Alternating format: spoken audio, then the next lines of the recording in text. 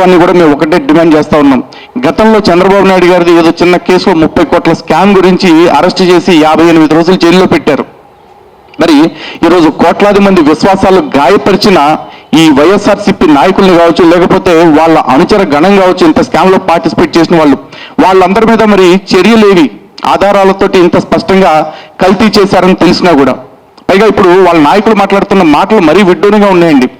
ఇలా సిట్ రిపోర్ట్లో కూడా జంతువుల కొవ్వు కలవలేదు అని చెప్పాల, జంతువుల కొవ్వు కలిసినట్లుగా చెప్పాలి అంటే మినిమం 10% ఆ ట్రేసెస్ ఉంటే కానీ మాకు ఐడెంటిఫై కాదు అన్న మాట మాత్రమే చెప్పారు.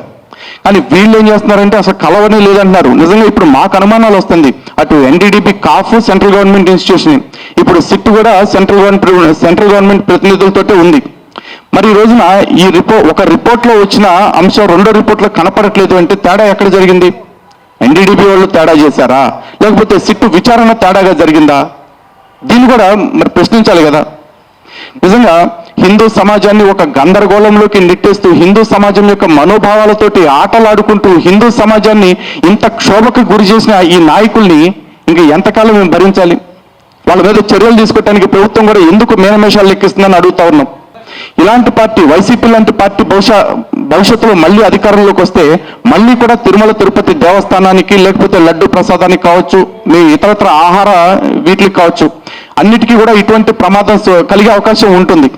మరి దీనికి ఇప్పటి ప్రభుత్వం తీసుకుంటున్న శాశ్వత ప్రాతిపదిక మీద తీసుకునే చర్యలు ఏంటి? మా సైడ్ నుంచి ఆల్రెడీ మేము డిమాండ్ చేసాం గతంలో. టీటీడీ ఎక్కడెక్కడైతే వాళ్ళ దేవాలయాలు నిర్మిస్తూ ఉందో ఆ దేవాలయాలు నిర్మించే ప్రతి చోట కూడా టీటీడీ ఆధ్వర్యంలోనే గోశాలలు పెట్టి ఆ గోశాలల నుంచే ఆలయానికి కావాల్సిన నేతిని ఉత్పత్తి చేసేలాంటి చర్యలు తీసుకోవాల్సిందే.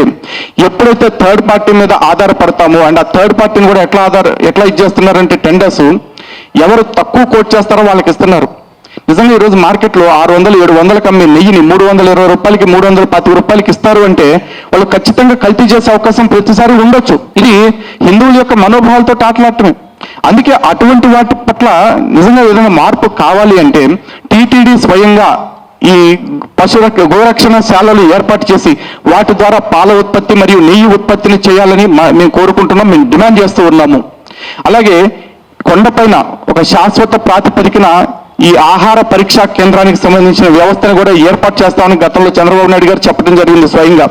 దాని విషయంలో కూడా త్వరితగతిన చర్యలు తీసుకోవాలని, కొండపైకి వచ్చే ప్రతి ఆహార పదార్థాన్ని కూడా స్వయంగా అక్కడే ఎప్పటికప్పుడు నాణ్యత పరీక్షలు జరిపిన తర్వాత వినియోగంలోకి తెచ్చేలాంటి చర్యలు తీసుకోవాలని మేము డిమాండ్ చేస్తూ ఉన్నాం.